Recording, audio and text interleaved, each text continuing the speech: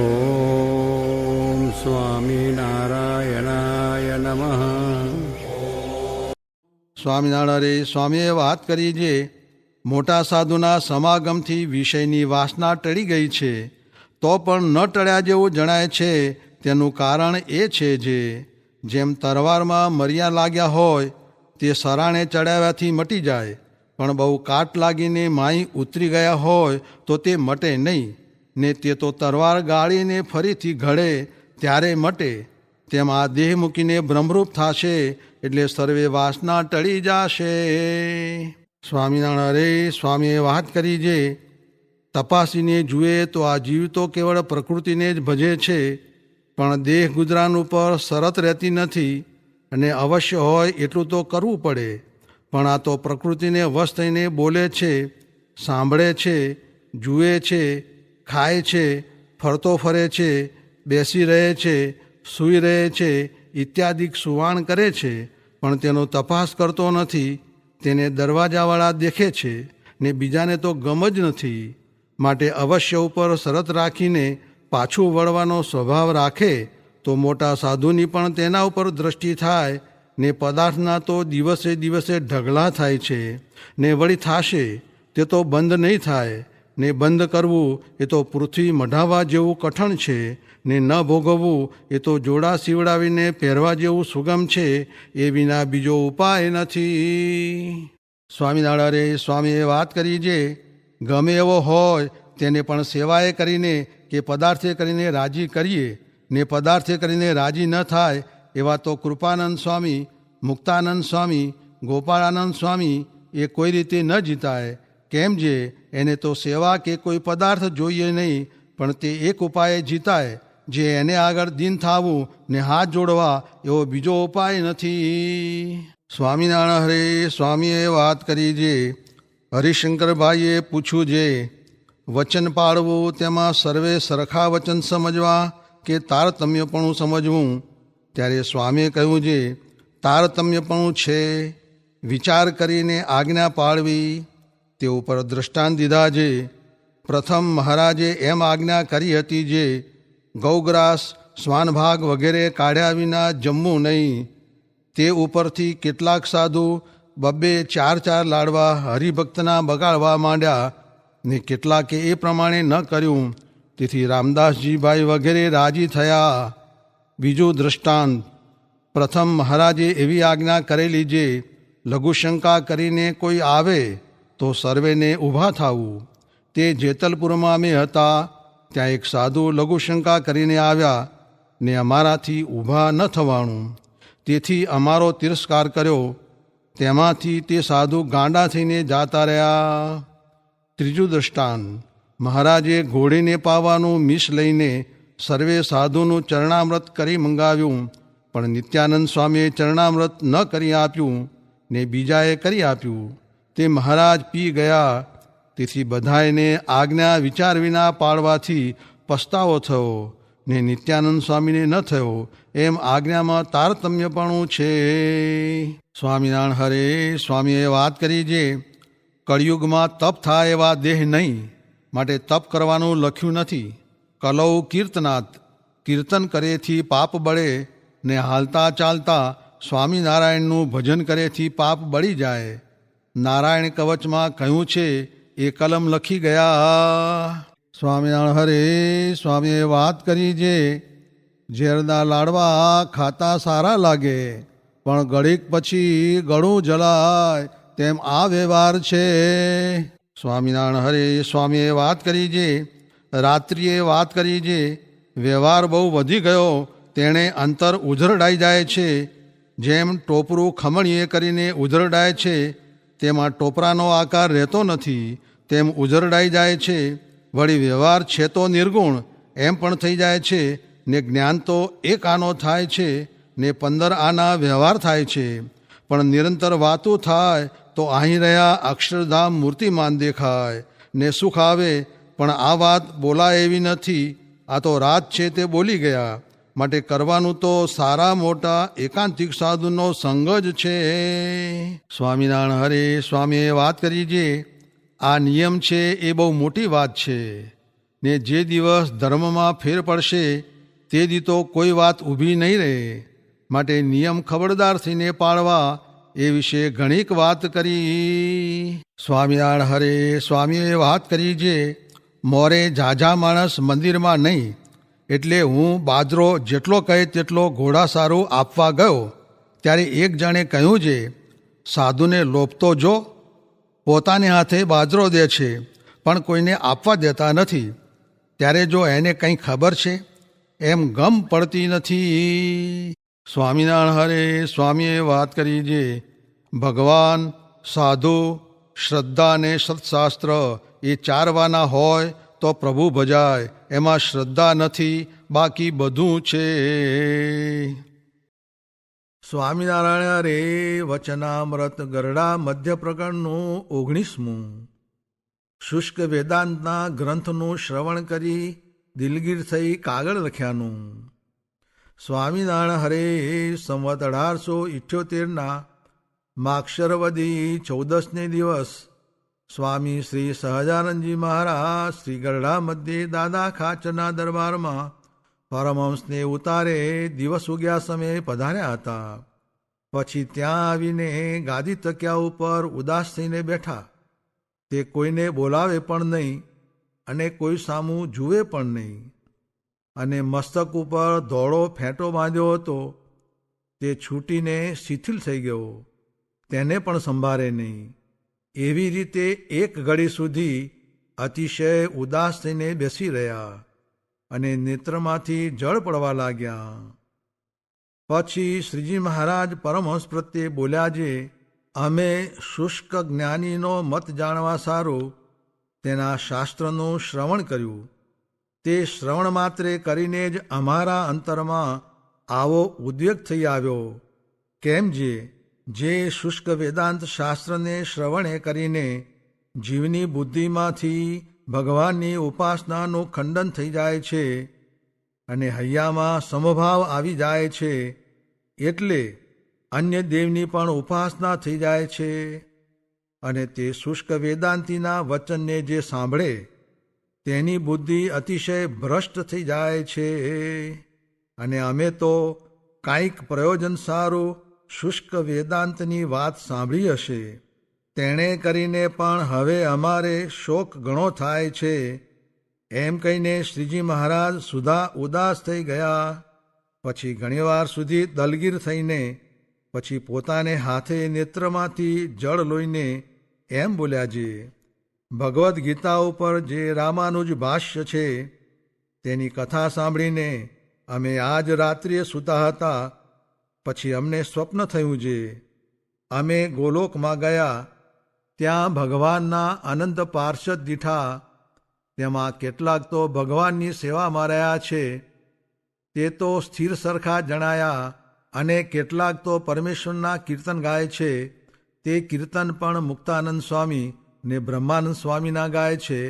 અને તે કીર્તન ગાતા જાય અને ડોલતા જાય, જેમ કેફે કરીને ગાંડા થયા હોય ને તે ડોલે ને ગાય, તેમ કીર્તન ગાય ને ડોલે. પછી અમે પણ એ ગાવતા હતા. તે ભેડાજીને મળ્યા ને કીર્તન ગાવા લાગ્યા.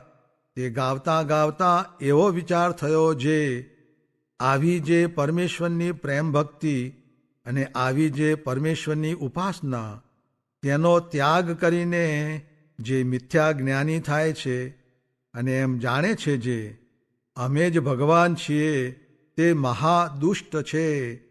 એમ કહીને પછી શ્રીજી મહારાજ બોલ્યા જે પ્રકારે ધર્મ થકી તથા ભગવાનની ભક્તિ થકી કોઈ રીતે પાછો ન પડે અને પોતાના ઈષ્ટદેવ જે શ્રી કૃષ્ણ નારાયણ તેમાંથી કોઈ રીતે બુદ્ધિ ડગે નહીં, એવો લાવો એક કાગળ લખીને દેશ દેશના સત્સંગી પ્રત્યે મોકલીએ.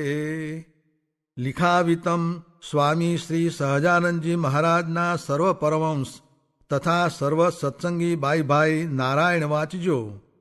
બીજું, અમારી આજ્ઞા એમ છે જે શ્રી કૃષ્ણ નારાયણ એવા જે પુરુષોત્તમ ભગવાન તેના જે અવતાર તે ધર્મના સ્થાપનને અર્થે તથા બ્રહ્મચર્ય, અહિંસાદિક ધર્મ, આત્મનિષ્ઠા વૈરાગ્ય અને મહાત્મ્ય સહિત ભક્તિ એ 4 ગુણે સંપન્ન એવા જે પોતાના એકાંતિક ભક્ત તેને દર્શન દેવાને અર્થે ને તેમની રક્ષા કરવાને અર્થે તથા અધર્મનો ઉચ્છેદ કરવાને અર્થે દેવ મનુષ્યાદિકને વિશે થાય છે તે અવતારને વિશે પતિવ્રતાના જેવી અનન્યપણે નિષ્ઠા રાખવી, જેમ સીતાજીને શ્રી રામચંદ્રને વિશે નિર્દોષપણે નિષ્ઠા હતી તેમ નિષ્ઠા રાખવી, અને એવા જે ભગવાન તેની હેતે કરીને માનસી પૂજા કરવી તથા દેહે કરીને 9 પ્રકારે ભક્તિ કરવી.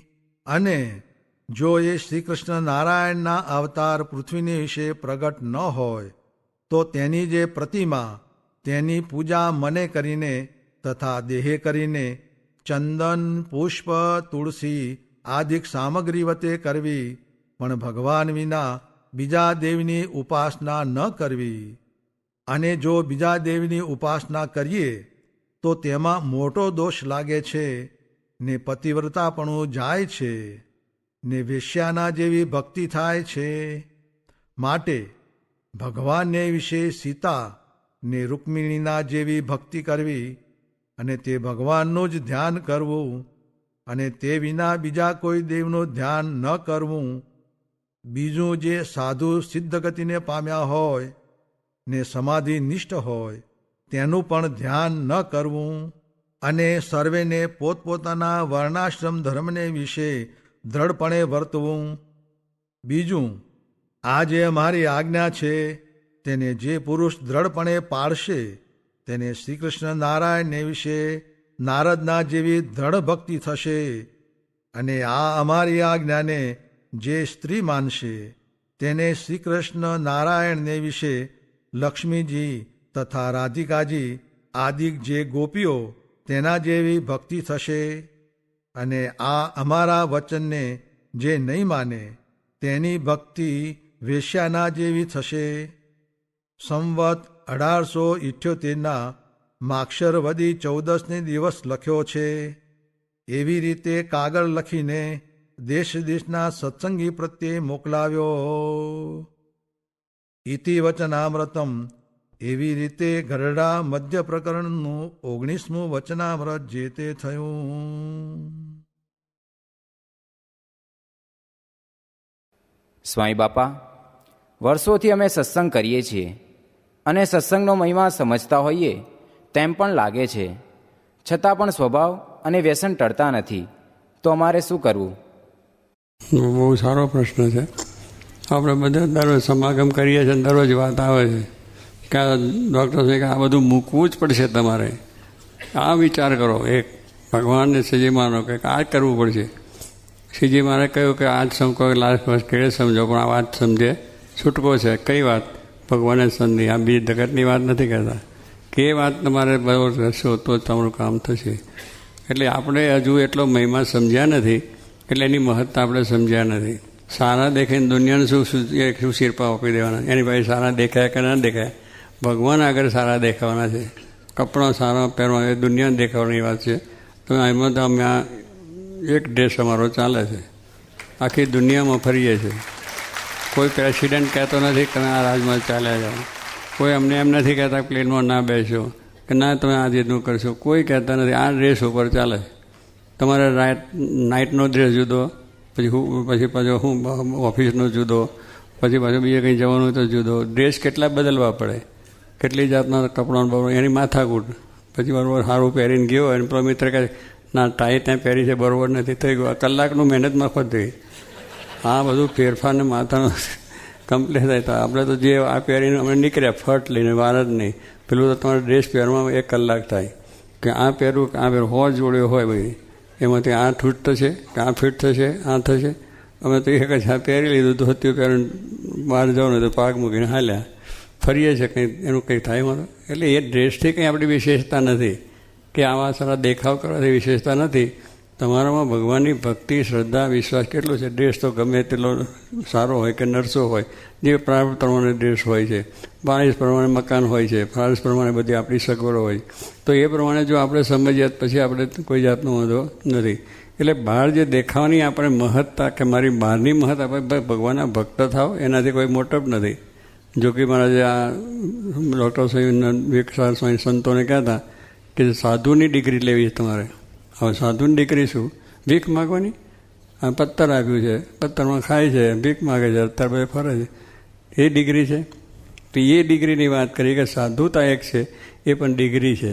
હવે સાધુ થયા એટલે આપણે શું કે ભીખ મંગા ભેગા થયા, એમાં કંઈ ખાવાનું નહીં મળ્યું અને કોઈ કન્યા નહીં આપી તો રખડતા છે તો સાધુ થઈ ગયા.